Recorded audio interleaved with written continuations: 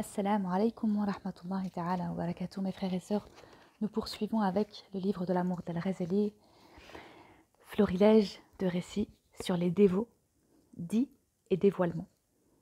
On demanda à un agnostique: Tu es un amant? Non, dit-il, je ne suis pas amant, je suis aimé.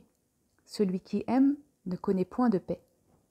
On lui dit aussi: On assure que tu es l'un des 7. Non, dit-il, je suis les 7 à la fois. Il dit aussi: Qui me voit 40 abdels. Comment cela? Tu n'es qu'une seule personne.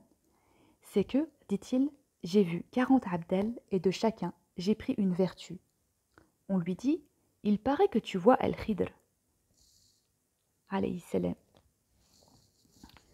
L'étrange, dit-il avec un sourire, ce n'est pas de voir Al-Khidr, mais de se dérober à son regard lors même qu'il cherche à vous voir. On rapporta ces paroles d'Al-Khidr. Chaque fois que je me disais en moi-même: Il n'y a pas un ami d'Allah qui ne me soit connu, je voyais un ami d'Allah que je ne connaissais pas encore. On demanda à Abu Yazid al-Bistami de raconter ce qu'il avait contemplé en Allah. Il s'écria: Malheureux, il n'est pas bon pour vous que vous sachiez cela. Parle-nous alors, lui dit-on, de la pénitence la plus dure que tu te sois imposée pour Allah. Cela aussi, dit-il, il ne faut pas que je vous en parle. Dis-nous alors, quels sont les exercices spirituels que tu as faits à tes débuts? Soit, dit-il, j'ai engagé mon âme à se tourner vers Allah, mais elle récalcitra. Je l'ai alors engagée à ne pas boire et à ne pas dormir toute une année, et elle s'y soumit. On raconte que Yahya ibn Mu'adh avait vu Abu Yazid al-Bistami au cours de l'une de ses visions mystiques, Mushahadat, qui avait duré depuis la fin de la prière du soir jusqu'au lever du jour. Il était resté debout, sur la pointe des pieds, les orteils et le talon relevés, la barbe contre la poitrine, le regard figé, porté tout entier en avant. Puis, il se prosterna longuement à l'aube, après quoi il s'assit et dit: Seigneur Dieu, certains t'ont demandé de marcher sur les eaux, et tu les as exaucés. D'autres, de voler dans les airs, et tu les as exaucés. Ils en furent fort satisfaits. Garde-moi de tout cela.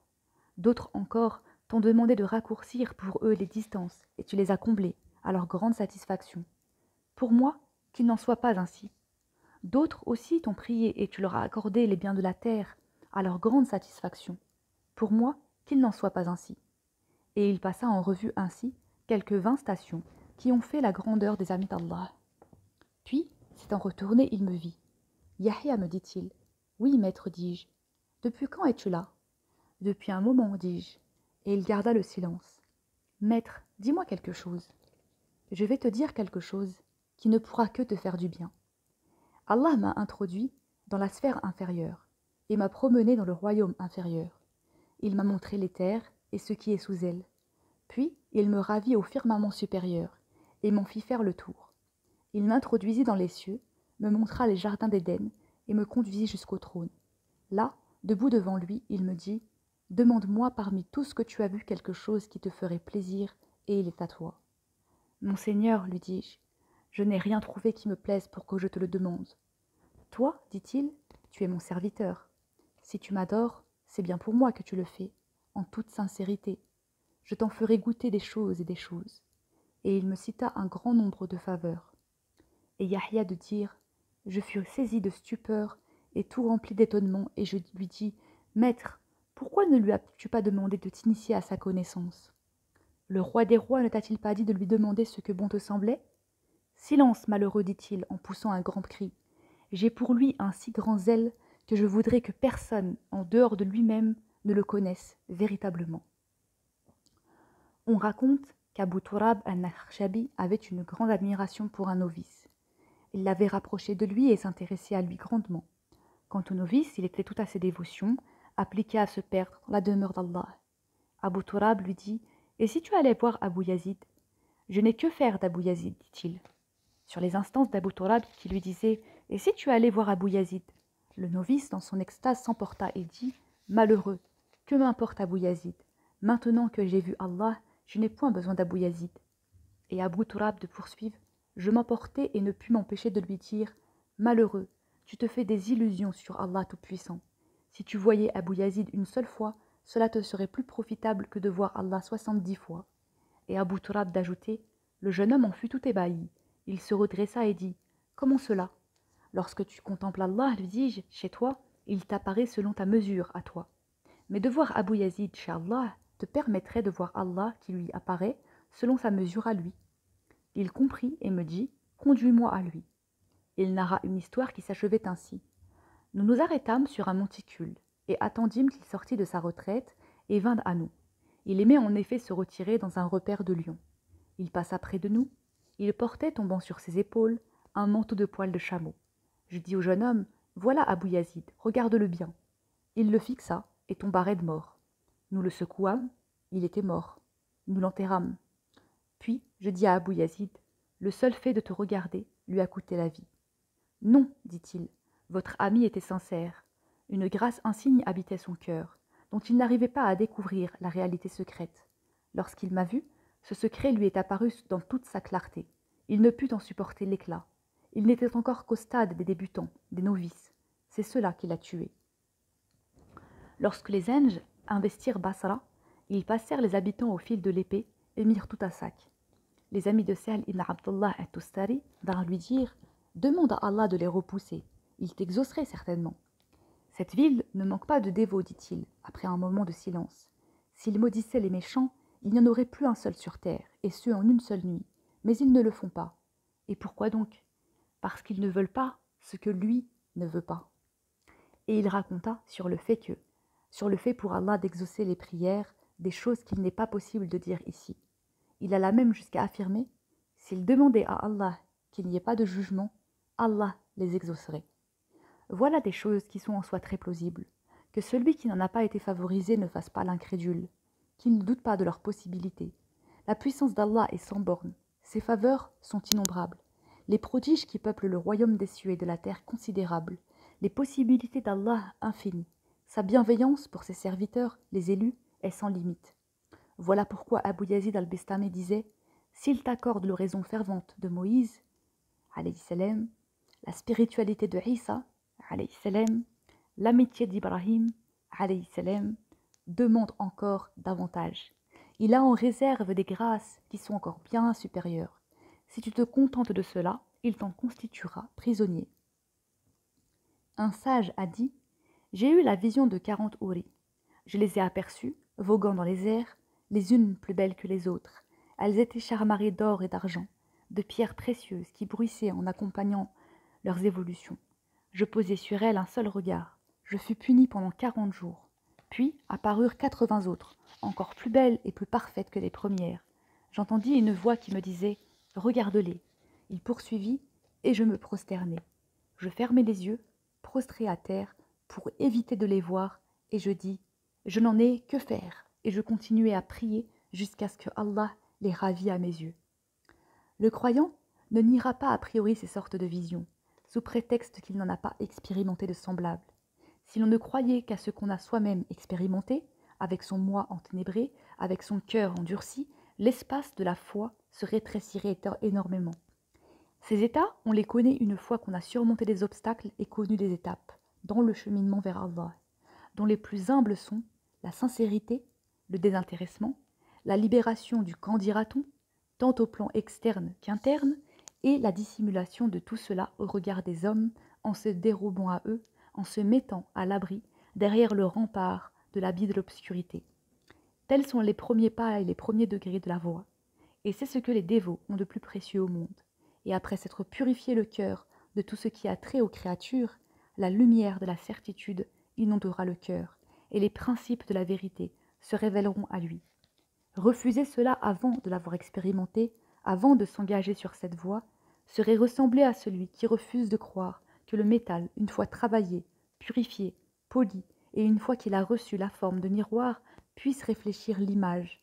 On considérera les métaux qu'on possède, qui sont sales, recouverts de poussière, rongés de rouille, incapables donc de réfléchir la moindre image, et l'on refusera au métal la possibilité de réfléchir l'image une fois qu'on lui aura rendu toute sa transparence. Ce refus constitue le comble de l'ignorance et de l'erreur. Il faut en dire autant de qui nie les prodiges karamat des amis d'Allah et qui n'a pour tout argument que l'incapacité de tous ceux qui en sont les témoins. piètre argument à la vérité pour nier la puissance d'Allah. Celui-là peut se faire une idée de ce dévoilement, ou kashafa, qui s'est engagé sur la voie et a fait ne serait-ce que quelques pas. On demanda un jour à Bishr, « Comment as-tu fait pour en arriver là ?» Je gardais secret entre moi et Allah l'état dans lequel je me trouvais. Ce qui veut dire, je lui demandais de ne pas me dévoiler mon état à moi-même et de me l'occulter. On raconte qu'il a vu Al-Khidr alayhi salam, et lui a dit « Invoque Allah, exalté soit-il, en ma faveur. » « Qu'Allah te rende son obéissance facile, dit-il. Mais encore, et qu'il te la dissimule à tes propres yeux ou aux yeux des créatures. On rapporte ces paroles de quelqu'un. L'impatience où j'étais de voir Al-Khidr alayhi salam était devenue insupportable. Je suppliais Allah de bien vouloir m'en donner la vision pour qu'il me renseigne sur un sujet qui était pour moi d'une grande importance. Je le vis.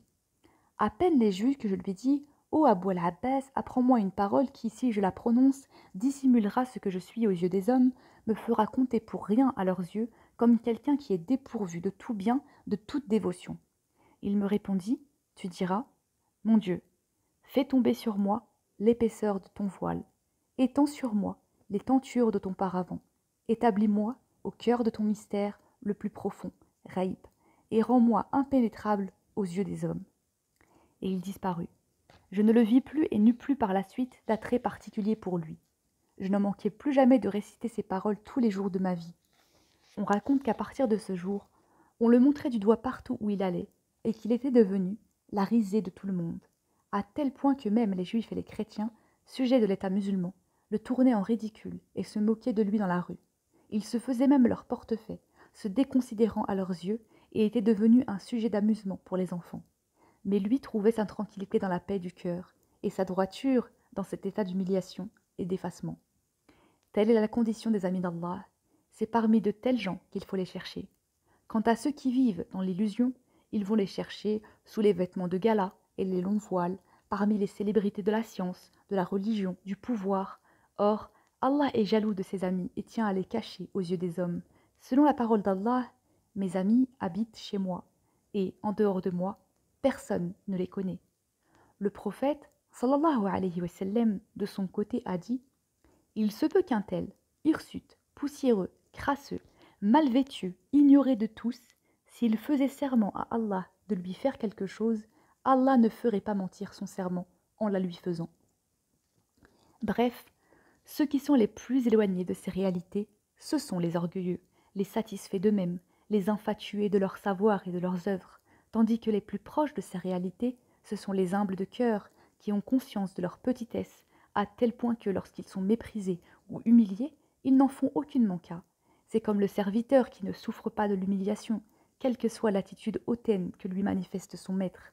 L'humiliation ne lui pèse pas, ni non plus le fait de ne pas en souffrir. Plutôt il se fait tellement petit qu'il n'attache aucune importance à toutes les formes d'humiliation dont on fait preuve à son égard, parce qu'il se considère encore plus misérable que cela, à tel point que l'humilité, tawaddu, lui est devenue comme une seconde nature. À un tel cœur, on ne peut que souhaiter de respirer les premiers effluves de ses senteurs spirituelles. Mais si l'on n'est pas là, si l'on est éloigné de cet état, inutile de poser la question pour savoir si cela est possible pour ceux qui croient. Si l'on ne peut devenir ami d'Allah, que l'on aime du moins ceux qui le sont, que l'on croit en eux, on pourra espérer ainsi être ressuscité en compagnie de ceux que l'on aime. À preuve ce qu'on rapporte sur Isa alayhi salam, qui dit aux enfants d'Israël « Où pousse le bon grain ?» « Dans la bonne terre, dirent-ils. En vérité, je vous le dis, la sagesse ne pousse que dans un cœur qui ressemble à la bonne terre. » Les aspirants à l'amitié d'Allah en sont venus, dans leur zèle, à en réaliser les conditions, jusqu'à se ravaler au niveau le plus humble de la bassesse.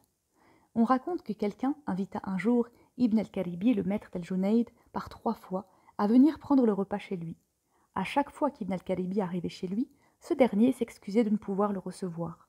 Enfin, à la 4e fois, il l'introduisit. Comme l'autre lui demandait des explications, Ibn al-Karibi répondit « Je me suis exercé durant 20 ans à me rabaisser moi-même, à tel point que je suis devenu comme ce chien qui, lorsqu'on le chasse, s'en va.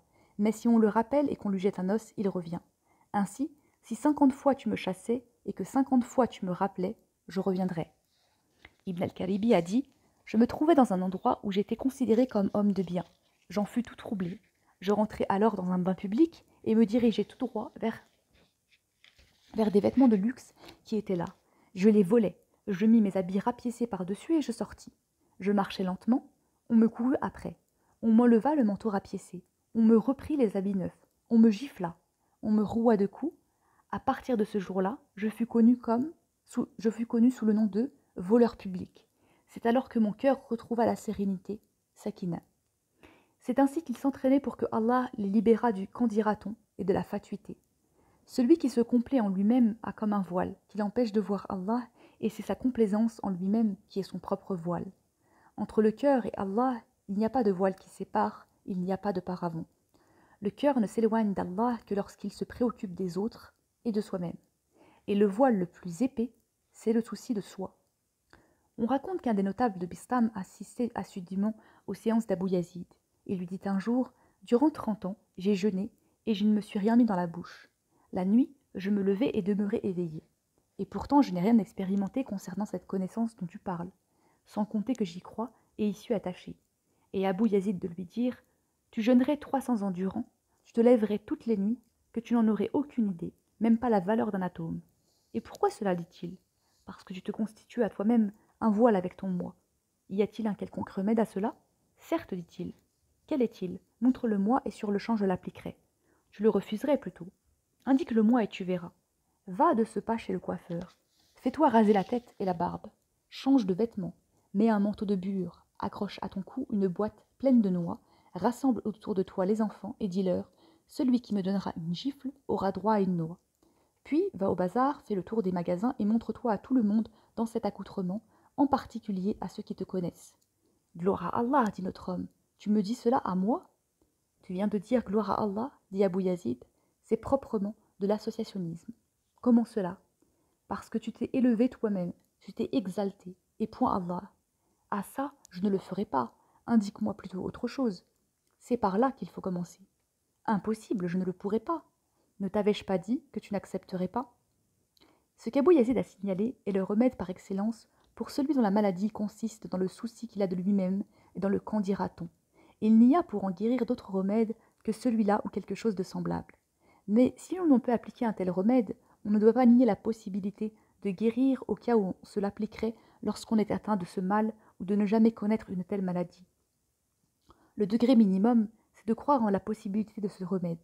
Malheur à celui qui ne possède pas ce minimum. Ce sont là des évidences qui sont clairement affirmées dans la religion. Et pourtant, que de gens se prétendent versés dans la science de la religion et qui les rejettent. Le prophète, sallallahu alayhi wa sallam, a dit « Le serviteur n'atteindra la plénitude de la foi que lorsqu'il sera plus attaché au dénuement qu'à l'abondance, et qu'il considérera qu'il vaut mieux pour lui ne pas être connu que de l'être. » Et ailleurs, par ces 3 qualités, celui qui les possède aura achevé sa foi. Il ne craint pas sur la voie de Allah le blâme d'aucun blâmeur. Il n'agit pas par ostentation. Lorsqu'il lui est donné de choisir entre 2 alternatives, l'une concernant le monde et l'autre l'au-delà, il choisit celle qui a trait à l'au-delà. Il dit aussi, le serviteur n'aura la plénitude de la foi que lorsqu'il aura acquis ces 3 vertus. S'il s'indigne, que ce soit pour le triomphe de la vérité, s'il est satisfait, que ce ne soit jamais du mal, s'il a la possibilité de toucher à ce qui ne lui appartient pas, qu'il s'en garde bien. Dans un autre hadith, il est dit « 3 qualités, celui qui les reçoit aura reçu l'équivalent de ce qui a été accordé à la famille de David, alayhi salam. Il pratique la justice, qu'il soit satisfait ou en colère. Il demeure modéré dans la richesse comme dans la pauvreté.